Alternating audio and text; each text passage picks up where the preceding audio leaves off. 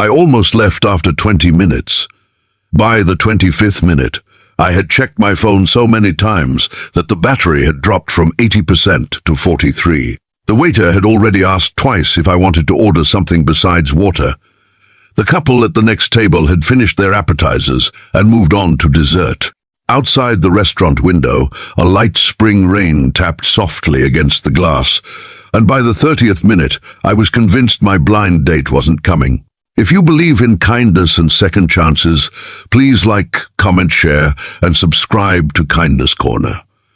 My name is Nolan, and at 34, I wasn't exactly excited about blind dates anymore. This one had been arranged by my co-worker, Priya, who insisted her cousin would be perfect for me. She is funny, Priya had said, and she actually listens when people talk. I remember laughing at that. It sounded less like a compliment and more like a rare personality trait these days. The truth was, I hadn't dated seriously in almost 3 years. Between working as a physical therapist, helping my father after his hip surgery, and trying to keep up with rent in a city that seemed determined to empty my bank account every month, dating had slowly slipped to the bottom of my priorities.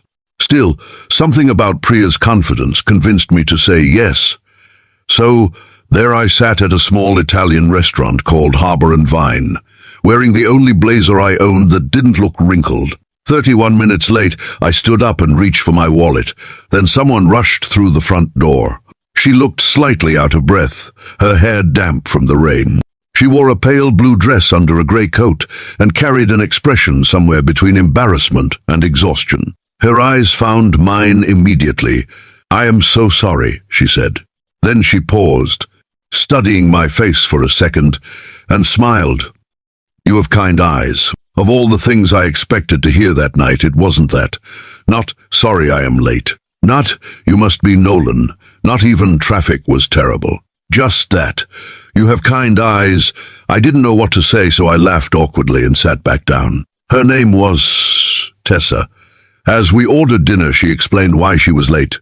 Her younger brother had called during her drive. Their mother had recently started chemotherapy, and he was overwhelmed trying to manage everything at home. Tessa had pulled into a parking lot to calm him down. "I lost track of time," she admitted. "I almost turned around because I figured you'd leave." Honestly, I almost had, but there was something sincere about the way she said it. The conversation that followed wasn't magical. It wasn't perfect. There were awkward pauses. "I accidentally knocked over my water glass." She admitted she hated small talk. I admitted I still used the same coffee maker I'd owned since college. But somewhere between the pasta and dessert, the evening started feeling comfortable. Tessa worked as a graphic designer for a non-profit. She loved old bookstores, hated alarm clocks, and always carried a notebook because she was afraid she'd forget good ideas. I learned she was the kind of person who remembered people's birthdays without Facebook reminders. The kind of person who returned shopping carts even when nobody was watching. The kind of person who noticed things. At one point, our waiter accidentally brought her the wrong meal. Most people would have complained. Tessa simply smiled and said, "No worries, everyone has rough days. Fonte honde." The waiter looked relieved. It was such a small moment that most people would forget it immediately.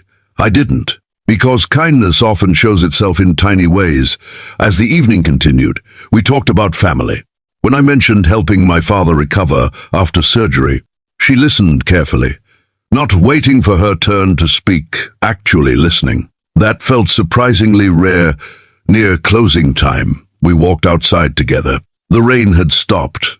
The streets reflected the city lights, and the air smelled clean in that way it only does after a storm. We stood beside her car for a moment, neither of us rushing to leave.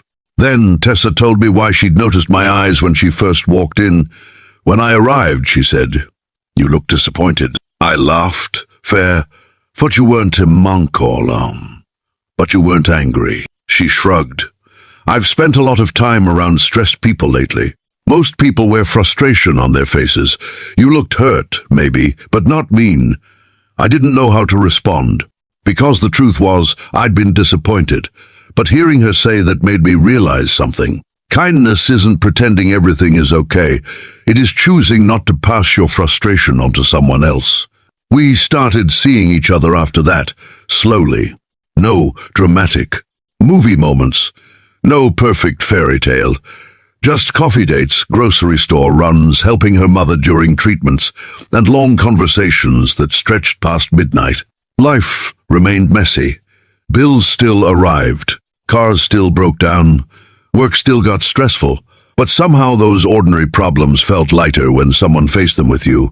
Comment: kindness still exists if you believe even one good act can change someone's life. A year later, Tessa gave me a small framed note she'd written. Inside were only 4 words. You have kind eyes. Not because my eyes looked special, but because that simple observation reminded me that people notice more than we think.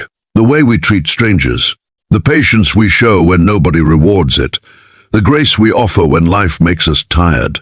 If this story touched your